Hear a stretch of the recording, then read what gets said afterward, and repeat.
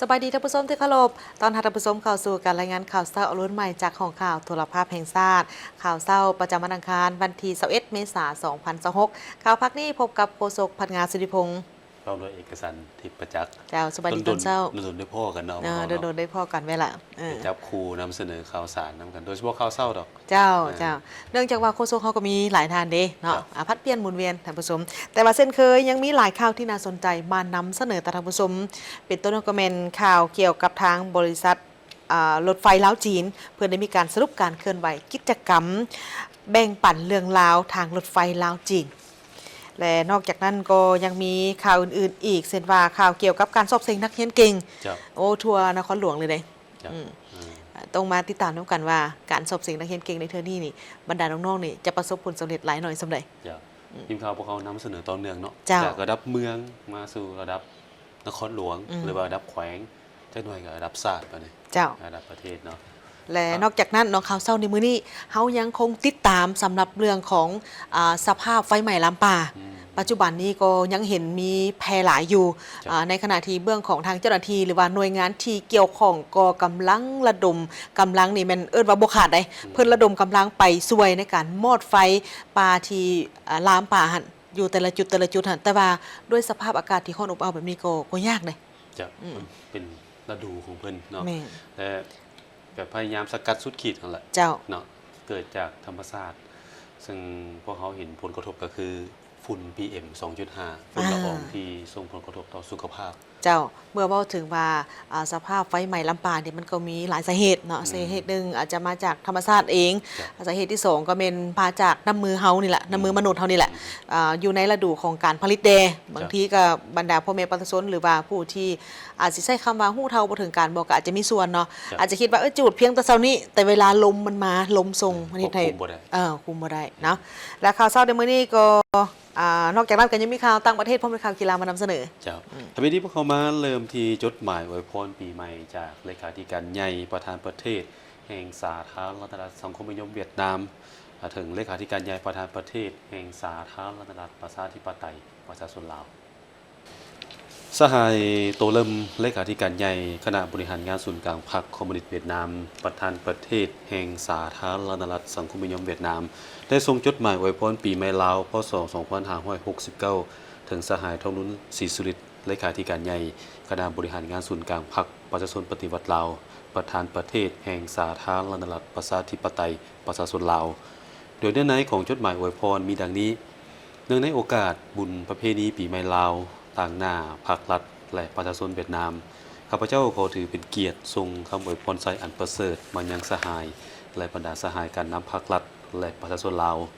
ข้าพเจ้ารู้สึกเป็นที่ซุ่มซื่นเป็นอย่างยิ่งที่เห็นว่าสายพันธมิตรภาพอันยิ่งใหญ่ความสามัคคีพิเศษการร่วมมือรอบด้านและหุ้นส่วนยุทธศาสตร์เวียดนามลาวได้รับการปรับปรุงอย่างบ่หยุดยั้งนับมือได้รับการพัฒนาอย่างลึกซึ้งแท้ตัวจริงและมีประสิทธิผลพิเศษการที่2ประเทศพวกเขาได้เพิ่มเติมเนื้อในการเป็นหุ้นส่วนยุทธศาสตร์ในปี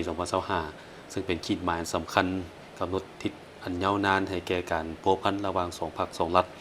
สร้างพื้นฐานอันมั่นคงให้แก่การพัฒนาเพื่อผลประโยชน์ของประชาชนเพื่อสันติภาพเสถียรภาพอยู่ในภาคพื้นข้าพเจ้าเชื่อมั่นว่าภายใต้การนำพาของพรรคประชาชนปฏิวัติลาวนำหน้าโดยสหายทองรุ้นศรีสุริตประเทศชาติลาวจะสืบต่อยานได้ผลสำเร็จอันใหญ่หลวงจะตั้งปฏิบัติมติของประชุมใหญ่ครั้งที่12แผนพัฒนาเศรษฐกิจสังคม5ปีครั้งที่10อย่างมีไสสร้างประเทศชาติให้นับมือวัฒนาถาวรประชาชนนับมืออิ่มหนำสำราญมีความผาสุกข้าพเจ้าขอแสดงความขอบใจมายังสหายที่ได้ทรงคำอวยพรใส่อันประเสริฐมายังข้าพเจ้าในโอกาสที่ได้รับเลือกตั้งให้ดำรงตำแหน่งเป็นประธานประเทศแห่งสาธารณรัฐสังคมนิยมเวียดนามในวาระของประชุมครั้งปฐมฤกษ์ของสภาแห่งชาติสุดที่16ครั้งวันที่7 เมษายน 2026อวยพรให้สายพันธุ์สามัคคีพิเศษเวียดนามลาวและเวียดนามจงสวยสดงดงามและมั่นคงขนมแกนตลอดไปบริษัททางรถไฟลาวจีนจำกัดได้มีการสรุปการเคลื่อนไหวกิจกรรม แบ่งปันเรื่องราวทางรถไฟลาวจีน ภายใต้หัวข้อเส้นทางสายคำอำนวยความสะดวกให้แก่ประชาชนลาวจีนในโอกาสของการครบรอบ 3 ปีของการเปิดดำเนินงานขบวนรถไฟข้ามแดนและครบรอบ 65 ปีแห่งการสร้างตั้งสายพพันธ์การทูตลาวจีนกองประชุมสรุปการเคลื่อนไหวกิจกรรมแบ่งปันเรื่องราวทางรถไฟลาวจีนจัดขึ้นในเมื่อวันที่ 18 เมษายน 2026 ที่นครหลวงวิจันทร์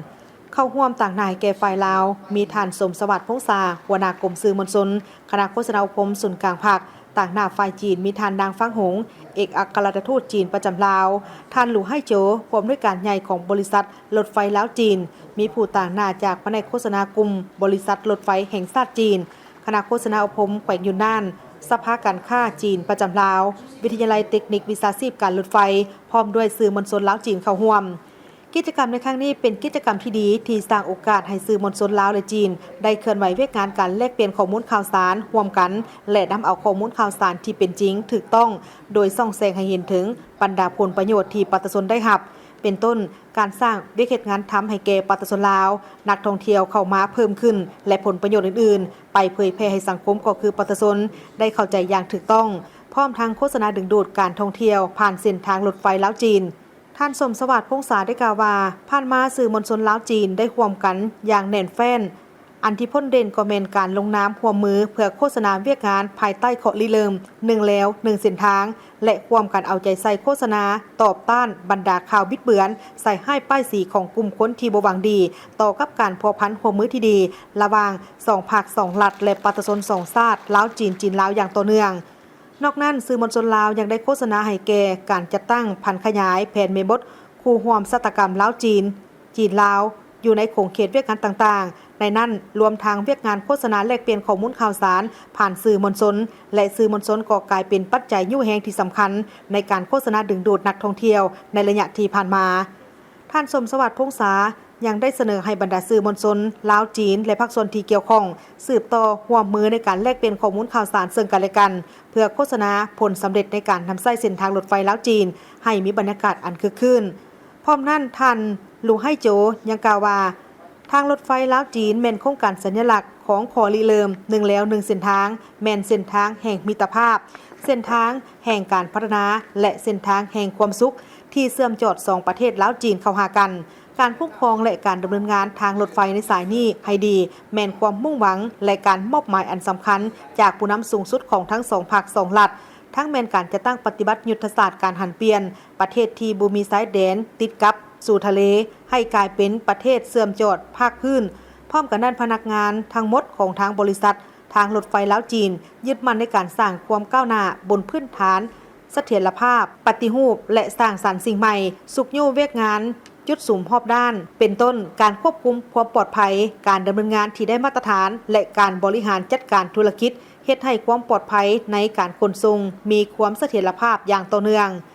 จากนั้นผู้ต่างหน้าสื่อมวลชนลาวจีนและภาคส่วนที่เกี่ยวข้องของทางบริษัททางรถไฟลาวจีนก็ได้พัดเปลี่ยนกันขึ้นแบ่งปันถึงประสบการณ์ในการเคลื่อนไหวกิจกรรม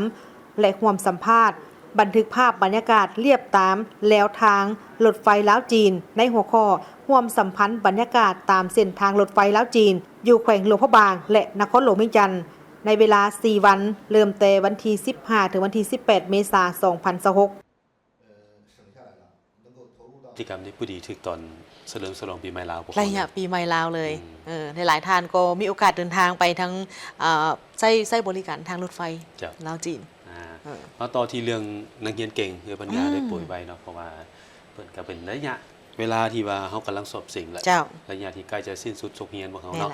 ก็สิ่งนักเรียนเก่งระดับเมืองระดับแขวงระดับนครหลวงซึ่งนครหลวงพวกเขานี่ก็เห็นว่ามีการสอบสิ่งวันที่20เมษายนที่ผ่านมาเนาะซึ่งเป็นระดับมัธยมศึกษาในสุขเรียน2025-2026การสอบสิ่งนักเรียนเก่งในครั้งนี้ให้เกียรติเข้าร่วมของปริญญาเอกนางดารวรกิตติพันธ์รองรัฐมนตรีกระทรวงศึกษาธิการและกีฬาท่านนางนวลคำจันทบุรีหัวหน้ากลุ่มสามัญศึกษารองประธานชี้นำการสอบสิ่งมีประธานหัวหน้ากลุ่มห้องกรมผู้อำนวยการสถาบันศูนย์อ้อมข้างกระทรวงศึกษาธิการและกีฬาบรรดาครูอาจารย์ผู้นำพานักเรียนบรรดานักสอบสิ่งจากนครหลวงและ17แขวงการสอบสิ่งนักเรียนเก่งระดับชาติสั้นมัธยมศึกษาครั้งนี้เป็น กิจกรรมและบริษัทที่มีความสำคัญในการจัดตั้งปฏิบัติทุกศกเฮียนโดยมีจุดประสงค์เพื่อวัดแทกและประเมินผลสำเร็จด้านการศึกษาของครูและผลการเรียนของนักเรียนเพื่อสร้างโอกาสให้นักเรียนได้แสดงออกด้านความรู้ความสามารถพรสวรรค์และหัวคิดประดิษฐ์สร้างของตนเพื่อส่งเสริมและสุขอยู่กระบวนการสอนดีเรียนเก่งในโรงเรียนมัธยมขอบเขตทั่วประเทศให้มีลักษณะแข่งขันและมีคุณภาพให้นักเรียนได้มีความบุกบืนและแข่งขันกันเรียนให้หลายขึ้นในโรงเรียนนี้แม่นได้กำหนดเอานักเรียนเก่งที่เป็นตัวแทนของแขวงนครหลวงวิชาละ2คนที่สอบเสิ่งได้อันดับที่1และที่2ใน4วิชาคือคณิตศาสตร์ภาษาลาววรรณคดีฟิสิกส์ศาสตร์และเคมีศาสตร์เพื่อเข้ามาร่วมการสอบเสิ่งแข่งขันนักเรียนเก่งระดับชาติประกอบมีชั้นมัธยมศึกษาตอนต้นม .4 จำนวน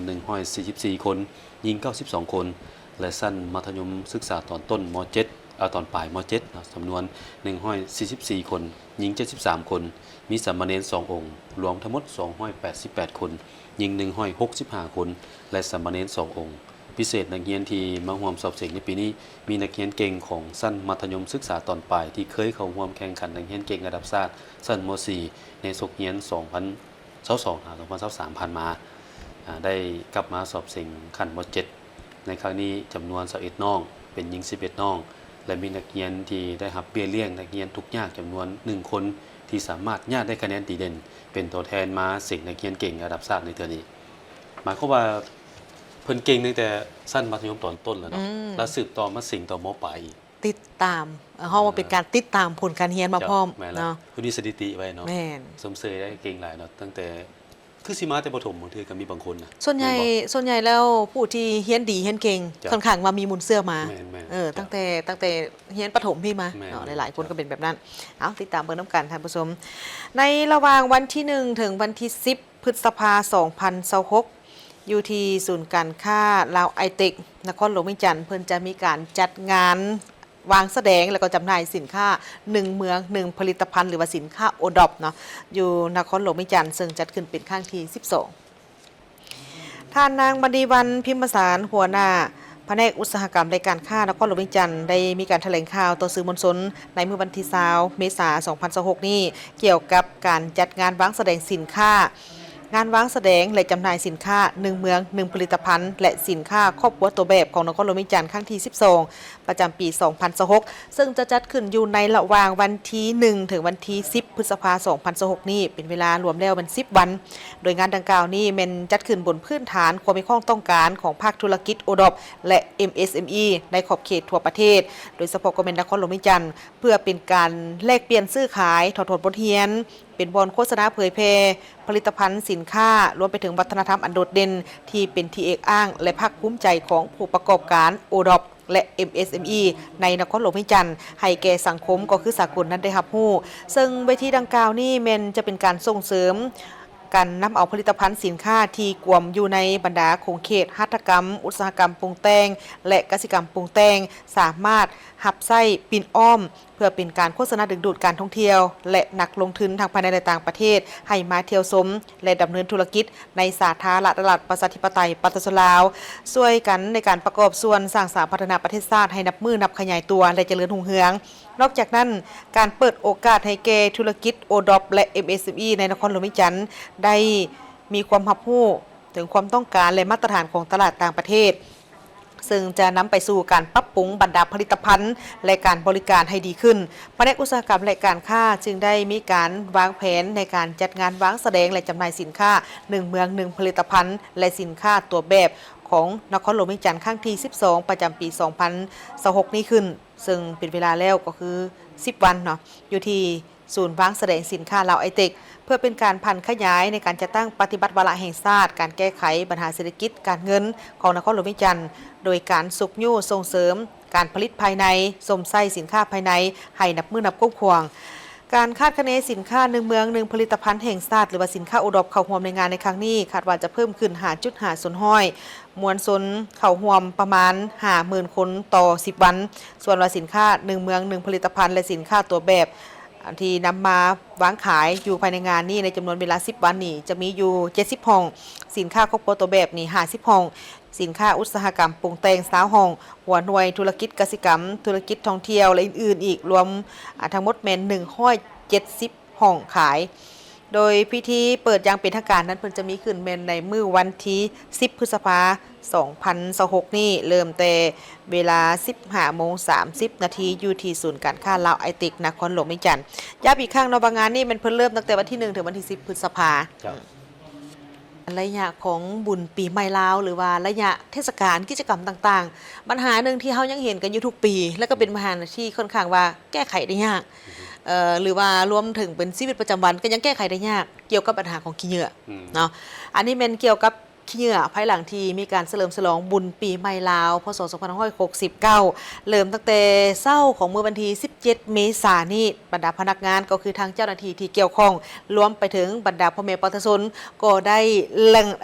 มีการเล็งมือในการไปเก็บกวาดเพื่อความจบงามเลยโดยเฉพาะก็เป็นเขตที่เพิ่นมีการจัดบูธหรือว่ามีการจัดงานใหญ่ก็คือเขตสีหอมและก็แคมป์ของเขตทาวัดจันทร์เมืองจันทบุรีนครหลวงเวียงจันทน์จากการสังเกตเห็นในวันที่17 เมษายน 2026 พบว่าอยู่เขตสีหอมแคมป์ของเขตทาวัดจันทร์โดยเฉพาะแม่นตามถนน3แสนไทยถนนสีหอมถนนขุนบุลมถนนเจ้าฟ้างมถนนแหงบุญถนนเจ้าอนุและวัดวาอารามต่างๆซึ่งเป็นหนึ่งในจุดใจกลางของการเฉลิมฉลองบุญปีใหม่ลาวได้มีการวางถังและธงดำใส่ขี้เหงื่อจำนวนหลายอยู่ตามแคมทางสภาพการดังกล่าวแสดงให้เห็นถึงปริมาณขี้เหงื่อที่เกิดขึ้นอย่างหลวงหลายภายหลังการจัดงานถึงอย่างใดก็ตามสิ่งที่น่าสมเสยก็คือมีพนักงานอนามัยหน่วยอาสาสมัครหัวหน่วยธุรกิจและประชาชนที่อาศัยอยู่ตามแคมทางร่วมกันเฮ็ดอนามัยที่แสดงให้เห็นถึงความตื่นตัวสูงในการร่วมแรงร่วมใจกันเก็บกวาดขี้เหงื่อและล้างอนามัยบริเวณดังกล่าว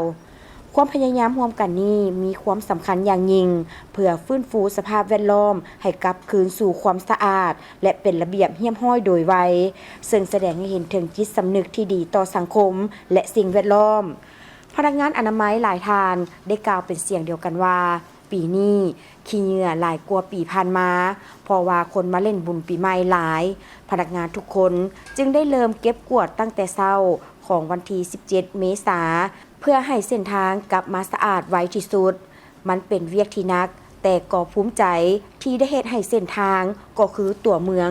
กลับมาสะอาดสวยงามเมืองจันทบุรีก็ได้เกี่ยมแผนการเก็บเมี่ยนขี้เหงื่อหลังบุญปีใหม่ลาวโดยได้จัดเพิ่มจำนวนพนักงานและลดเก็บเมี่ยนขี้เหงื่อเพื่อรับมือกับปริมาณขี้เหงื่อที่เพิ่มขึ้น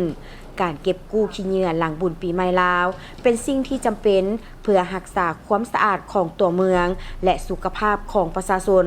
พร้อมกันนั้นยังเป็นการแสดงให้เห็นถึงความรับผิดชอบต่อสังคมและสิ่งแวดล้อมของทุกภาคส่วน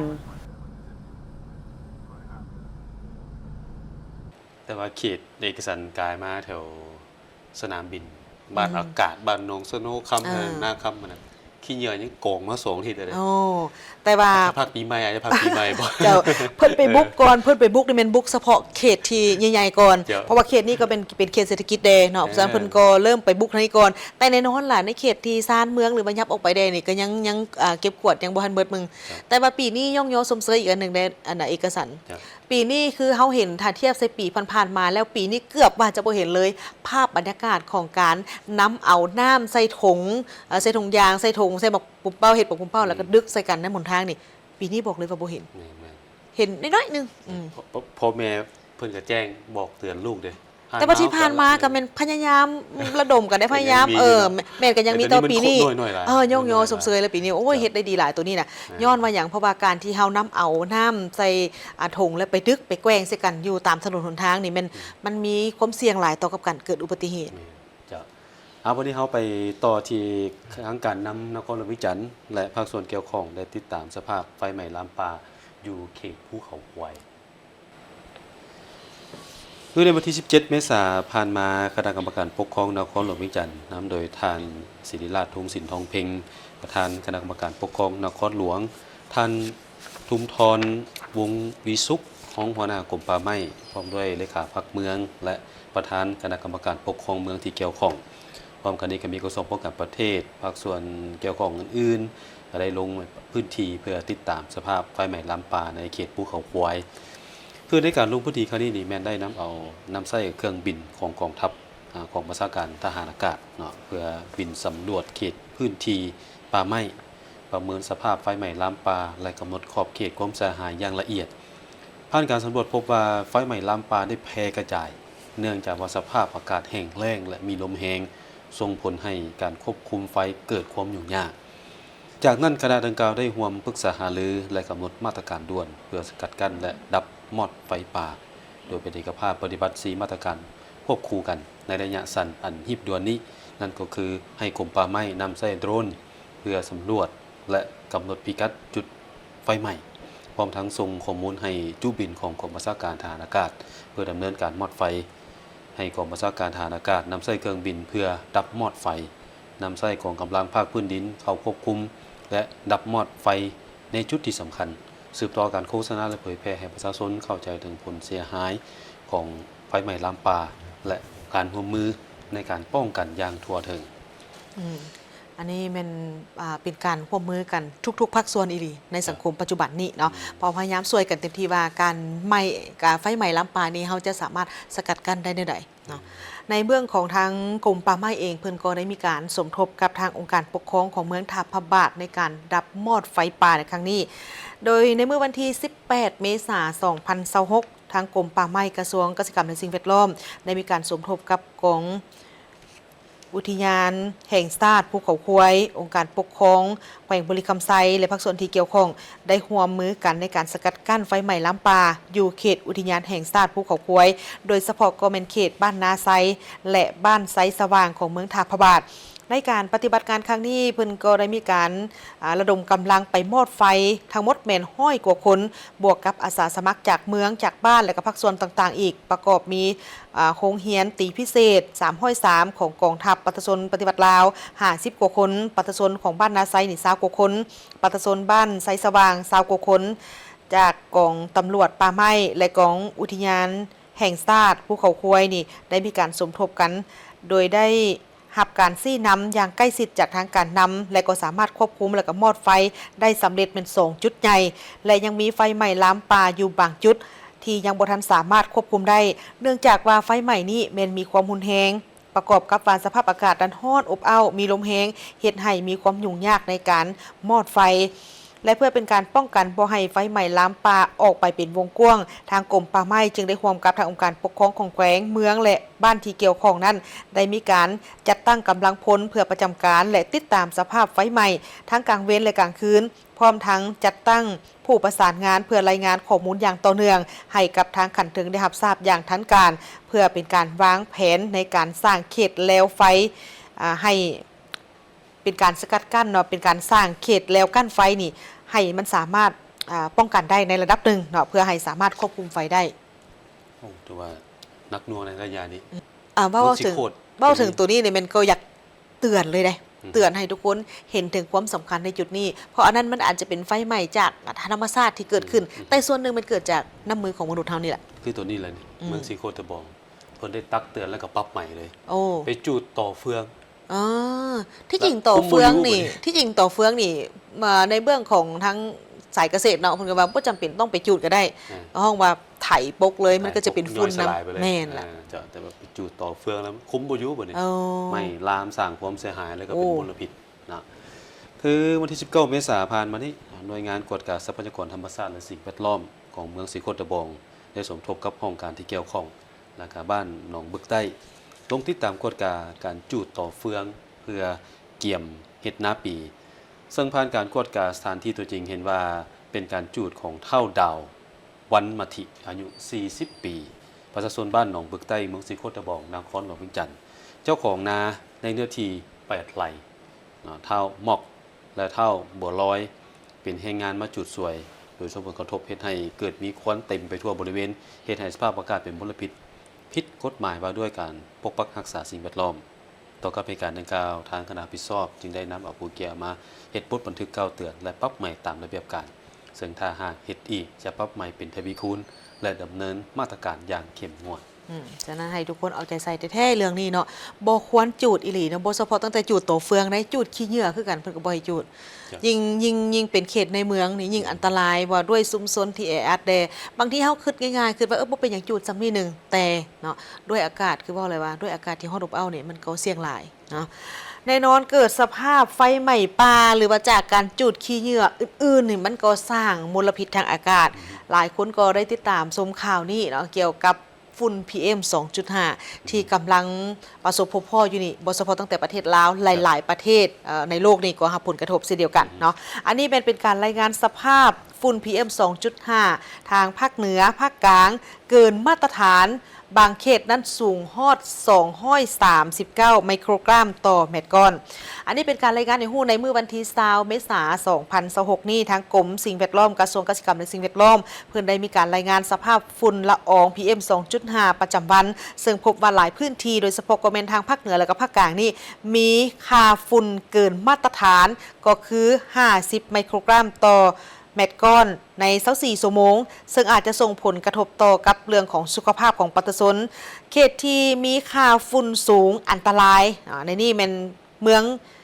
ปากลายของทางแขวงสิงห์บุรีค่าอยู่ที่239 ไมโครกรัมต่อเม็ดก้อนเนาะและนครหลวงพระบางนี่มันอยู่ที่173 ไมโครกรัมต่อเม็ดก้อนและส่วนว่าเมืองเวียงทองของแขวงบริคำไซนี่อยู่ที่144 ไมโครกรัมต่อเม็ดก้อน เมืองไซแขวงอุดมไซ140 ไมโครกรัมต่อเม็ดก้อน เขตที่มีผลกระทบนี่ก็คือเมืองแปะแขวงเสียงขวางเมืองอนุวงศ์แขวงไซสมบูรณ์เมืองบางเวียงแขวงเวียงจันทน์เมืองหลวงน้ำทาและนครหลวงเวียงจันทน์ค่าฝุ่นมันอยู่ที่ประมาณ 40-44 ไมโครกรัมต่อเม็ดก้อน อันนี้มันถือว่าอยู่ในเกณฑ์ที่ปานกลาง อันนี้เพิ่นก็วัดแทกให้เบิ่งเลยเนาะแต่ว่าในความเป็นจริงแล้วเฮานี่กายหลายเด้เนาะค่ามาตรฐานเฮาว่าค่าเป็นกลางเนาะอยู่ที่45-44แต่เฮาเบิ่งตัวเลขแล้วโหบางบอนสูงถึง239เซนบาททางเมืองปากหลายแม่นละบ่ฮู้ว่าหลายเท่าส่ำใดเนาะสิ่งที่นึงอีกอันสิ่งนึงที่เฮาควรเนาะควรเอาใจใส่หรือว่าคำแนะนำที่สำคัญเนาะอันที่1ป้องกันตนเองก็คือหลีกเลี่ยงกิจกรรมกลางแจ้งหรือว่าต้องใส่หน้ากาก N95 ก่อนที่ออกจากบ้านโดยเฉพาะเมนในเขตที่มีความเสี่ยงหลายเช่นว่าทางเมืองปากลายแขวงสิงห์บุรีนี่ค่าฝุ่น PM นี่อยู่ที่239 ไมโครกรัมต่อเม็ดก้อนและอันที่2คำแนะนำก็คือหยุดการจูดเนาะจูดหยังหยุดการจูดขี้เหงื่อหยุดการจูดสิ่งเศษเหลือจากกสิกรรม เดี๋ยวนี้ท่านผู้ชมมานะบางคนเขาจะคิดว่าบางคนมีสุขภาพแข็งแรงคือวัยหนุ่มเนาะดมตอนนี้มื้อนี้มื้อเป็นหยังแต่เดี๋ยวนี้มันมาไวเลยมันเห็นความแห้งของมันนะเจ้าจะคัดดังหายใจฝืดบางคนเลือดดังออกปอดมีปัญหาบ่ต้องท่าโดนบ่ฮอดว่าทานอายุหลายไปมันกระทันหันอีหลีความแห้งของมันน่ะที่บอกขนาดว่าเพิ่นบอกว่าจุดจัดอยู่ในระดับกลางยังอยู่ที่40-44แต่อันนี้เฮาเบิ่งตัวเลขบอลที่จุดสูงสุด239โอ้หลายบอลเฮาเบิ่งอยู่มันมีแอปพลิเคชันของมันเนาะลักห้อยปลายบ้านเฮาหลายบอลเลยคิดว่า40-44นี่ระดับเล็กน้อยมีผลกระทบเล็กน้อยแล้วอันนี้ลักห้อย2ห้อยนะนักส่ำใดเนาะเป็นห่วงอีหลีตัวนี้นะฉะนั้นเอาใจใส่แท้ๆก็คือผู้ที่มีพยาธิประจำตัวผู้ที่มีภูมิคุ้มกันต่ำผู้เฒ่าเด็กน้อยนี่ต้องเอาใจใส่เรื่องนี้พาดังอย่าพาได้ขาดปฏิจจาว่าเราพาสิออกเงินต้องได้ออกเงินบางคนนะแต่ว่าก็ต้องใส่แต่ว่าต้องใส่ให้ถึกได้ต้องใส่ให้ถึกเนาะสำหรับการใส่หน้ากากนี่ต้องแม่นหน้ากาก N95 เท่านั้นเฉพาะป้องกันฝุ่น PM 2.5 จ้ะเอาปริมาต่ออีกเรื่องนึงถือว่าเป็นเรื่องที่น่าสนใจได้เพราะว่ามีเรื่องโครงการปรับปรุงก่อสร้างเส้นทางหลวงแห่งชาติเลขที่12เลขที่12นี่ก็แม่นเมืองท่าแขกด่านสากลนาเผาตอนนี้คืบหน้า11ส่วนห้อยคือเพิ่นแจ้งมาวันที่19 เมษายนผ่านมานี้ท่านมั่นยืนคินสมรรองประธานคณะกรรมการปกครองแขวงคำมวนพร้อมด้วยต่างหน้ากระทรวงโยธาธิการและขนส่งแผนกการเกี่ยวข้องของแขวงและบริษัทรับเหมาก่อสร้างท่านได้ลงไปติดตามความคืบหน้าโครงการปรับปรุงการก่อสร้างเส้นทางหลวงแห่งชาติเลขที่12และติดตามการแก้ไขปัญหาการสัญจรรถบรรทุกในทางขึ้นหาด่านคือเป็นช่วงระยะจุดสุ่มหลังคาและจุดสุ่มหลังครั้งเนาะด่านนาเผามีความยาว18 กิโลเมตรโค รงการปรับปรุงก่อสร้างเส้นทางดังกล่าวนี้แม่นมีความยาวทั้งหมด 147.5 กิโลเมตรที่นำใช้ทุนกู้ยืมและช่วยเหลือล่าจากองค์การเนด้าราชอาณาจักรไทยในวงเงินทั้งหมด 1,833 ล้านกว่าบาทนี่มันสกุลเงินไทยในนี้เงินกู้ยืม 1,742 ล้านกว่าบาทเท่ากับ 95.03 ส่วนห้อยและเงินช่วยเหลือล่า91 ล้านกว่าบาทเท่ากับ 4.97 ส่วนห้อยโดยได้เริ่มลงนามเซ็นสัญญาการรับเหมาก่อสร้างในเดือนพฤษภาคม 2025ซึ่งมีระยะการปรับปรุงก่อสร้าง 30 เดือนโดยการประเมินการจะตั้งปฏิบัติมาฮอดปัจจุบันนี้มันมีความคืบหน้าแล้ว 11 ส่วนห้อยถ้าโครงการดังกล่าวหากก่อสร้างสำเร็จจะเป็นเงื่อนไขที่สำคัญเฮ็ดให้การขนส่งของแขวงก็คือภาคพื้นมีความสะดวกลงเรียนสามารถดึงดูดนักท่องเที่ยวและเป็นแรงกระตุ้นเฮ็ดให้เศรษฐกิจของบรรดาเมืองตามแนวทางนี้มีการขยายตัวเพิ่มขึ้นจะพาท่านผู้ชมไปเบิ่งข่าวจากทางท้องถิ่นท่านผู้ชมอันนี้ยังเป็นภาพควันหลงของมื้อปีใหม่ลาวแต่ว่าก่อนหน้านี้เนาะในระยะต้นๆของการนำเสนอข่าวเขาก็ได้เว้าเกี่ยวกับการเกิดอุบัติเหตุอยู่นครหลวงวิจันทร์โดยเฉพาะก็เป็นผู้ที่ไปใช้บริการหรือว่าผู้ที่ไปปีนปัวอยู่ที่หมอมิตรภาพ150เตียงนี่มีถึง300กว่ากรณีเนาะแต่ว่าอันนี้เป็นเฉพาะทางเบื้องของแขวงบริคำไซท่านผู้ชมในระหว่างวันที่14หาวันที่16เมษายนซึ่งเป็นมื้อบุญปีใหม่ลาวทางแขวงบริคำไซนี่มีอุบัติเหตุเกิดขึ้นทั้งหมดแม่น9ครั้งนับแต่วันที่14-16 เมษายน 2026อยู่แขวงบริคำไซมีอุบัติเหตุเกิดขึ้นทั้งหมด9ครั้งพาหนะเปเพ16คันคนได้รับบาดเจ็บ14คนสาเหตุที่พาให้เกิดอุบัติเหตุย้อนละเมิดความไวเมาแล้วขับขี่ท่านพันโทสุริจันทร์ศีลาดวงใจห้องหัวหน้าแผนกตำรวจจราจรปกส.แขวงบริคำไซได้รายงานผ่านสื่อมวลชนแขวงในวันที่17 เมษายน 2026ให้รู้ว่าอุบัติเหตุเกิดขึ้นในระยะเฉลิมฉลองส่งท้ายปีเก่าพ.ศ. 2568ตอนรับปีใหม่พ.ศ. 2569อยู่แขวงบริคำไซนับแต่วันที่14-16 เมษายน 2026มีอุบัติเหตุเกิดขึ้นทั้งหมด9ครั้งในนั้นจุเมืองปักสัน3กรณีเมืองท่าพระบาท1กรณีเมืองบริขาร1กรณีเมืองปักกระดิ่ง2กรณีเมืองคำเกิด1กรณีและเมืองเวียงทอง1กรณีส่วนเมืองไซจำพรบ่มีพาหนะเปเพทั้งหมด16คันเปเพเล็กน้อย4คันเปเพสมควร11คันใช้การบ่ได้1คันมีคนได้รับบาดเจ็บและหับคอหาย14คนเจ็บเล็กน้อย4คนบาดเจ็บสมควร9คนหญิง1คนการเฉลิมฉลองส่งท้ายปีเก่าพ.ศ. 2568ตอนรับปีใหม่จศ. 1388หรือพ.ศ. 2569อยู่แขวงบริคำไซประจำปี 2026บ่มีผู้เสียชีวิตสาเหตุที่พาให้เกิดอุบัติเหตุเกิดจาก4ปัจจัยคือ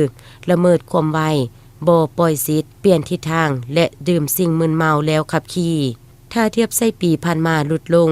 สาเหตุที่ลดลงก็ย้อนผู้ขับขี่มีสติปฏิบัติกฎระเบียบจราจรได้ดีย้อนการซีนำจากคณะภาคคันเทิงในการลงโฆษณาเผยแพร่หัวทีเมืองที่เกิดอุบัติเหตุหลายกว่าหมู่แม่นเมืองปากสันท่านยังได้เรียกร้องให้ผู้ใช้รถใช้ถนนจงมีสติในการสัญจรไปมาปฏิบัติกฎระเบียบของจราจรอย่างเข้มงวดเพื่อหลีกเลี่ยงจากการเกิดอุบัติเหตุที่อาจเห็นให้มีการสูญเสียชีวิตหรือทรัพย์สินอุบัติเหตุที่เกิดขึ้นระยะเฉลิมฉลองส่งท้ายปีเก่าพ.ศ. 2568ตอนรับปีใหม่พ.ศ. 2569อยู่แขวงบริคำไซแต่วันที่14หาวันที่16เมษายนปี2026มีอุบัติเหตุเกิดขึ้นทั้งหมด9ครั้งในนั้นมีเมืองปักกระดิ่ง2ครั้งเมืองคำเกิด1ท่าพระบาท1บริคัน1เวียงทอง1ปากสัน3ครั้งพาหนะเปเพทั้งหมด16คันเปเพเล็กน้อย4เปเพสมควร11ใส่การบ่ได้1คันคนได้รับบาดเจ็บทั้งหมด14คนบาดเจ็บเล็กน้อย4บาดเจ็บสมควร9บาดเจ็บสาหัส1บ่มีผู้เสียชีวิตก การเฉลิมฉลองส่งท้ายปีเก่าตอนรับปีใหม่อยู่แขวงบุรีคำไซประจำปี 2026 อุบัติเหตุเกิดขึ้นแม่นเกิดขึ้นจากผู้ขับขี่ใส่ความประมาทบ่ปฏิบัติกฎระเบียบจราจรเป็นต้นแม่นใส่ความไวบ่ปล่อยสิทธิ์เปลี่ยนทิศทางดื่มสิ่งมึนเมาแล้วขับขี่พาหนะ ถ้าเทียบใส่ระยะปีผ่านมาแม่นลดลงหลายสาเหตุที่พาให้ลดลงย้อนผู้ขับขี่เข้าใจต่อกับกฎระเบียบจราจรหลายขึ้นให้ความร่วมมือกับเจ้าหน้าที่ที่เฮ็ดเวียกงานกวดกาแต่ละจุดแต่ละบอน 2. ย้อนการนำพาภาครัฐได้เอาใจใส่สี่นำพาเราลงวิสาเฉพาะเป็นต้นแมนเวียกงานจราจรระยะผ่านมาแมนได้สูงใส่ลงลึกเวียกงานโฆษณาเผยแพร่กฎระเบียบจราจรให้พ่อแม่ประชาชนน้องหลานนักเรียนได้รับรู้ได้และเข้าใจต่อกับผลให้และผลเสียของอุบัติเหตุบนท้องถนนหลวงถึงแม้ว่าปีใหม่เราจะผ่านไปก็ตามข้าพเจ้าในนามต่างหน้าให้กำลังปกส.แขวงบุรีคำไซขอฝากถึงพ่อแม่ประชาชนลาวบรรดาเผ่าทุกทั่วหน้าชาวต่างประเทศที่ดำรงชีวิตอยู่ในสปป.ลาวจงปฏิบัติกฎระเบียบจราจรให้เข้มงวดมีสติทุกเวลาในการขับขี่พาหนะ ไปโรงเข้าบางอันนี้ต้องบอกว่าคือขึ้นทุกปีเนาะพันงานเคยไปผ่านๆมาหลายปีเคยไปแต่ก็หลายปีมาแล้ว แต่ไปในระยะของมือบุญปีใหม่ลาวเซนว่า14 15 16แต่หลังๆมานี่เขาก็จะเห็นว่าโอ้ทางเบื้องของหลวงพ่อบางนี่เพิ่นก็มีหลายกิจกรรมได้นอกจากในระยะมือบุญปีใหม่ลาวแล้วเพิ่นยังมีการแห่พม่านอีกพม่านนี่เพิ่นก็จะเอาแห่พม่านลงมาส่งคือกันอังเชิญพม่านลงมาส่งโดยกิจกรรมทางเบื้องของหลวงพ่อบางสำหรับแห่พม่านนี่เป็นปีนี้เห็นว่าเริ่มวันที่22บ่22จนฮอดวันที่เพิ่นใช้เวลา5 วันนะฉะนั้นท่านใดที่เบิ่งข่าวเศร้าอยู่นี่ไปยังทันเด้แต่ว่าโดยรวมหลวงเขาบางนี่ฉลองยาวกว่าหมู่ยาวกว่าหมู่ตลอดเดือนเมษาเลยก็ว่าได้เป็นแขวงที่คึกคืนที่สุดเลยบ้านเราเรื่องฉลองปีใหม่ลาวฉะนั้นผู้ใดที่ไปส่งน้ำผาบ่ทันในอย่างบุญปีใหม่ลาวเอาขี่รถไฟไปที่เมืองหลวงพ่อบางเลยไปส่งพระบานยังทันเนาะว่าเขามีบรรยากาศมวลชนชาวหลวงเขาบางร่วมอัญเชิญพระบางเนาะมาลงฮดส่งนั่นแหละในบุญปีใหม่ลาวประชาชนลาวบรรดาเผ่าสาวนครพระบางเมืองมรดกโลกได้จัดพิธีอาราธนาองค์พระบางพุทธลาวันจากหอพระบางลงประดิษฐานอยู่วัดมาสุวรรณภูมิารามเพื่อให้สาวพุทธศาสนิกชนได้หดสงโอกาสบุญปีใหม่ลาวพิธีอาราธนาเริ่มต้นด้วยการทำพิธีทางศาสนาโดยพระเถระนุเถระได้นำพาสาวพุทธศาสนิกชนกล่าวคำอาราธนาองค์พระบาง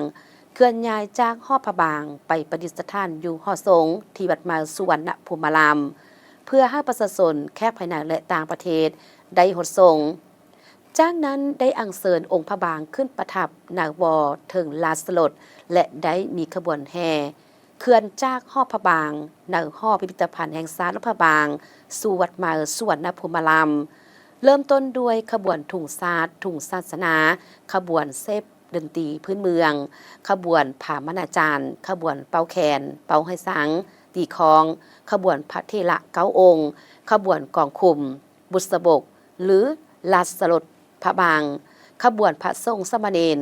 ขบวนการนำคันศูนย์กลางคันแฝงนครเมืองซึ่งนำพาโดยท่านบุญเรืองมณีวงศ์ประธานสภาประชาชนแขวงท่านนางนาลีซีสุริตภรรยาของทานประธานประเทศ